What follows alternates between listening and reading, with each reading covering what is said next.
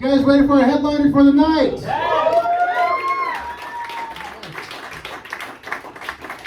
Our next comic, he is the host of the Father-Daughter Dance podcast, and he's also going to be the star of his own one-man show of the same name coming out this November. So everyone, please give it up for Tim Taylor!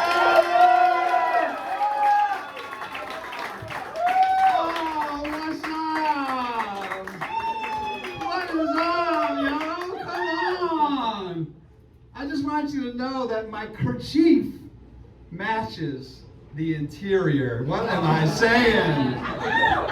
Come on, give it up. Give it up. Give it up for Ruben, great host, huh? And the comics as well.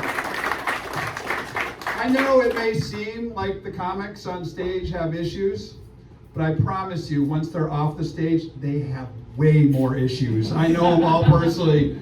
They have a ton of issues, and so do I.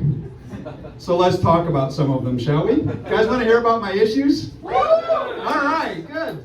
You guys should be my therapist. So, no, my name's Tim Taylor. I'm originally from the Midwest. There's one person here cheering for the Midwest, and it's the Chinese lady named Zhao Lin. You would have been a star in the Midwest, Zhao Lin. No, so in the Midwest is diversity is defined as white people with brown hair and white people with blonde hair. That is diversity. Thank you. Thank you very much. Hi, what's your name? Pat. Yeah, Pat? You'd have been a diversity hire with that gray hair in the Midwest. Lovely. Where are you from, Pat? Aptos, Monterey. Aren't Aptos and Monterey two completely different places? What are you, God? You just exist in multiple... No, so I was there recently. I was actually in the Midwest recently, not seeing Pat in two different places. You know, it's an interesting area because it's very family oriented. My family's historic background is Italian Dutch, which means which is like every first date with me at Olive Garden. Thank you, Italian Dutch. It's non-stop breadsticks with me. Come on, ladies. Remember? Yeah, let's go. Remember this? This? Woo! Italian Dutch. So my family would talk about, I'm gonna make you an offer. I just enjoy telling that joke. I just enjoy it. I enjoy telling that joke. But no, I mean, family values were important in the Midwest. My family was a little bit crooked to a certain degree because my family's value was everything needs to look good on the outside, no matter how messy it is on the inside. Anybody else have families like that? Yep. Yeah, exactly. It's like every Denny's I've ever been in. Actually, come to think of it, you know, really good on the outside, questionable on the inside, actually describes my basketball game. That is for a very select number of people here who play basketball with me. I put on short shorts in the early morning and sweat with these guys on a regular basis. Come on, ladies. Hi.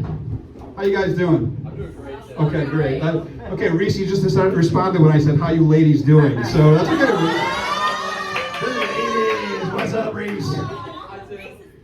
That's cool. No, look, I know family, people aspire because you watch TV. You guys ever seen the show Modern Family? Do you like that shit? Oh yeah. Aspire, the Dunphys and the other families, they're really, my aspirational families are on the show Ozark. Those are the families I want to be a part of. I want 70-year-olds marrying 18-year-olds in my family. I just want that kind of family. It's just, you know, a little less heroin, because there was plenty of heroin in my family, a little less death, about the same number of Mexicans. That was uncomfortably slightly racist, wasn't it? It was just a little racist, not that racist. No, but you know, I do have a family. I have a family of one. My daughter, I have a daughter, as I was mentioned in the Father-Daughter Dance podcast. She's 21 years old. Woo! Wow. Woo! Exactly, can you believe it? Look at the skin. Look at the skin. That is not a 53-year-old man. I can't believe he has a 21-year-old daughter. But I was reflecting on the daddy-daughter dances we used to go to. Anybody used to go to the daddy-daughter dances? One person. Oh my God. Did you enjoy them? Okay, got it. All right. Well, this is going to be a very narrowly popular joke because I love them. I happen to love them. And these daddy-daughter dances, they get all dressed up. They're 5 to 12 years old. They get all hopped up on sugar. They're like snorting lines of pixie sticks and freebasing brownies and shit, and they just go dancing, go crazy, right? They play all the classic songs, right? YMCA, they can dance to it. Daughters by John Mayer. Everybody know that song? Yeah. Very sweet. You Shook Me All Night Long gets played with a bunch of 5 to 12-year-olds. It is the #1 song played in strip clubs across the nation. It's like, I know that sadly because my daughter told me that. I'm kidding. I've actually performed in strip clubs. Yes, everybody's wondering if that's a joke or not. So, I actually was at a club once where I swear to God, this woman came up to me and said, I think I saw you at that male dancing review. I was like, what? What kind of male dancing review has a big gutted old dude dancing in front of them? That's like a really narrow group of people with a weird fetish. But, well, hello, where am I? So, no, but my daughter is actually going through a difficult time right now. Pat, she's struggling because she just lost a pet. You ever lost a pet, Pat? That sounds interesting. Yeah, she lost a pet. It's not hard for me because when I was a child, I had a mildly annoying pet named Peeve. That's what you pay $20 for, people. That is what you pay $20 for me to say pet peeve. I know what's happening right now. You're all on your phones going, pet peeve, say that joke later. No, but you can have it, go ahead. But I do have a pet peeve that I want to tell you guys about. I have a pet peeve that it is annoying to try and remember a password for all my apps.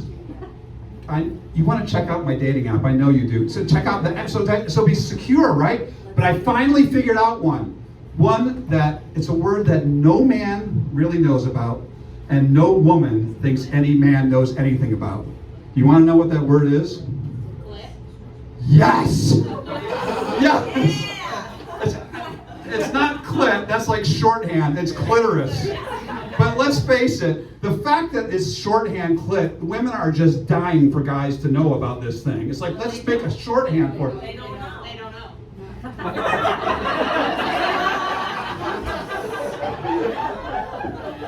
They don't know. That's why I'm never hacked. But let me tell you something. I know about the clit.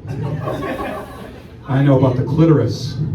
But so actually my security questions, it's like, what was the first car that you owned? Ford Clitoris? Make sure you check under the hood. So ladies, over here ladies, every man that laughed at that, they get it. Those are the ones to talk to after the show. They don't get it? Why don't, is that frustrating for you? Yes. I don't care. Whoa!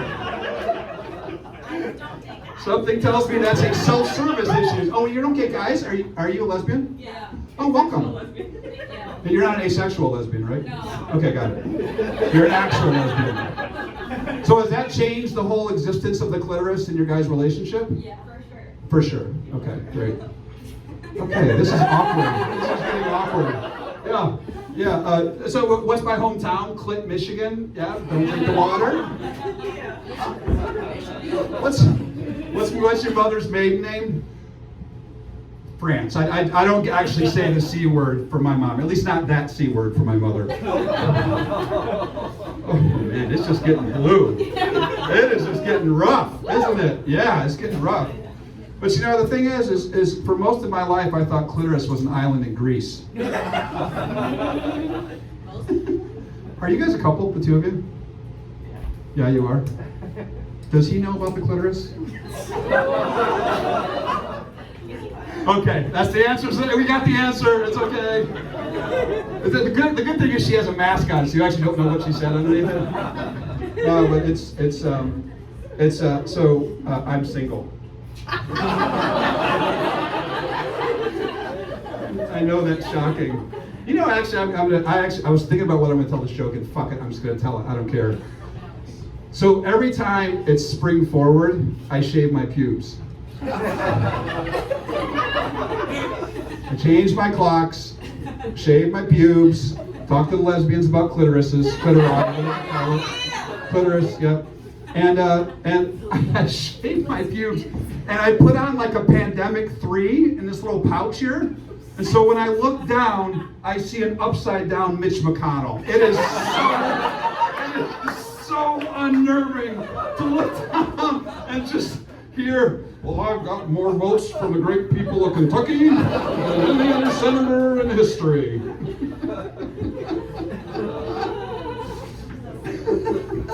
I'm really just opening it up here, aren't I?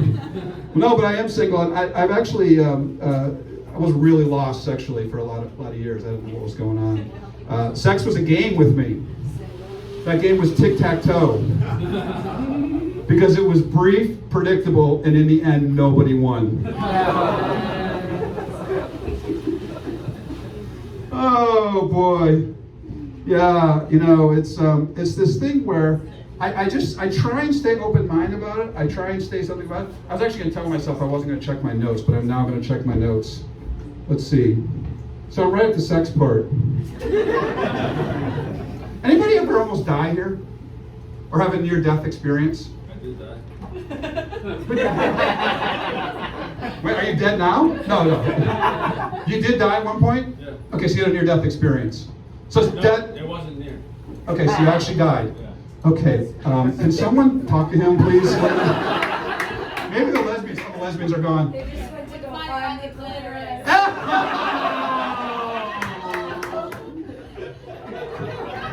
You are here. I swear to God, if this were the clitoris, men would be like hanging their jackets on it and shit. It's like, yep, gotcha. Okay. So, what was I talking about? So I was talking about death. Yeah. So sex with me was like a near sex experience. That's what I was trying to get at. Because I always got the 3 words every man wants in an amorous exchange, which is please stop now. Thank you. I'm going to tell us a couple more jokes and then I'm done. And then you're done for the evening. We're going to be upstairs partying after this. But thank you. I'm sober.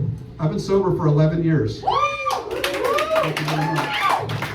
Thank you very much. So some of you actually can enjoy this, like wine, cheese, maybe a nice trip to Rio. For me, it's wine, narcotics, and another trip to Rehabo. Oh, yeah, a little awkwardness here about how much I drink and use. No, so can anybody guess what kind of drugs I used to do? Can you guess? Jesus. What? What's the guess? Math? No, math. Math is not a drug. You got high on math, didn't you?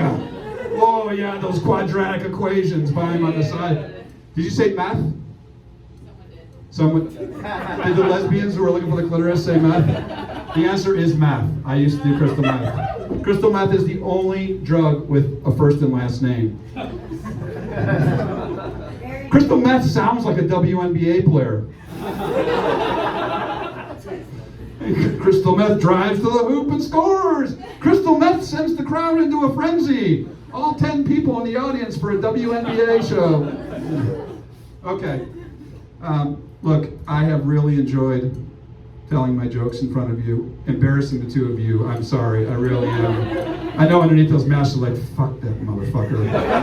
I sent the lesbians out looking for, like, we found out somebody's dead. I've gotten a 1-minute sign. I'm still talking 3 minutes later. Ruben's ready to kick my ass. But I want you guys to know how important it is that you are out there supporting arts. I know we're not all perfect, but I can tell you, if you've ever thought about doing comedy after watching me do it, that should make you feel like anyone can do it. Thank you very much.